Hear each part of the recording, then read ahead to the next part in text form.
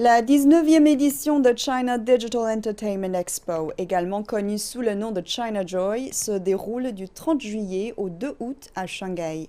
Quels nouveaux jeux et technologies de pointe les entreprises ont-elles en réserve? Et qu'est-ce qu'elles pensent du marché chinois du jeu électronique? Reportage.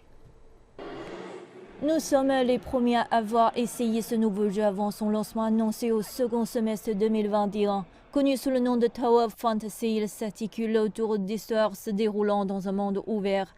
Le joueur peut choisir sa propre histoire dans ce jeu de science-fiction et d'action. Selon Perfect World, la société qui lance le jeu, il s'agit de nouvelles technologies intégrées, telles qu'un système d'effets spéciaux interactifs accru pour une meilleure expérience de jeu. L'année dernière, à cause de la pandémie, les gens ont dû rester à la maison. Tous les produits sont en effet plus réactifs. Ils doivent produire du contenu en ligne, un moyen d'accès en ligne pour leurs consommateurs. Depuis lors, les gens ne peuvent pas accéder à tout le contenu hors ligne. Ils consomment tout ce qu'ils pouvaient obtenir, n'est-ce pas? Mais cette année, lorsqu'ils sont habitués, lorsqu'ils prennent l'habitude de consommer du contenu en ligne, ils cherchent à nouveau un meilleur contenu, une meilleure expérience. Sony, qui lance sa PlayStation 5 en Chine en mai, reçoit beaucoup de batailles médiatiques sur son stand. Je pense qu'il y a plus de chances pour le secteur du divertissement, y compris les jeux.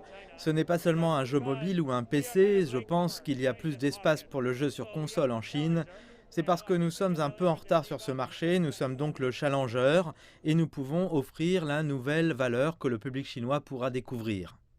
Selon les statistiques officielles, le chiffre d'affaires du marché chinois des jeux électroniques a augmenté de près de 8%, un glissement annuel au premier semestre 2021, atteignant 150 milliards de yuan, soit environ 23 milliards de dollars. Je pense que le nombre d'usagers augmentera régulièrement pour une autre génération. La raison est très simple. Vous savez, les gens de ma génération n'ont jamais été exposés aux jeux quand nous étions jeunes. Mais de nos jours, si vous regardez cela pour les prochaines générations, tout le monde naît avec des écrans, de l'électronique, des jeux en ligne, naît avec l'e-sport. Alors, quand nous sommes si fous des Jeux Olympiques, la prochaine génération sera folle de Dota. Pourtant, les fans veulent que les développeurs de jeux chinois en fassent plus. La pandémie a vu les développeurs de gros jeux du monde entier réduire le nombre de jeux qu'ils publient, mais la qualité de leurs jeux est toujours élevée. En Chine, l'essor du marché des jeux mobiles ici a rendu les développeurs nationaux complaisants, entraînant une diminution des jeux de qualité.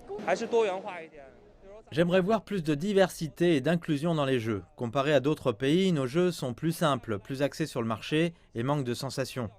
Les acteurs de l'industrie et les consommateurs demandent également des pratiques de marché plus équitables, une concurrence plus saine.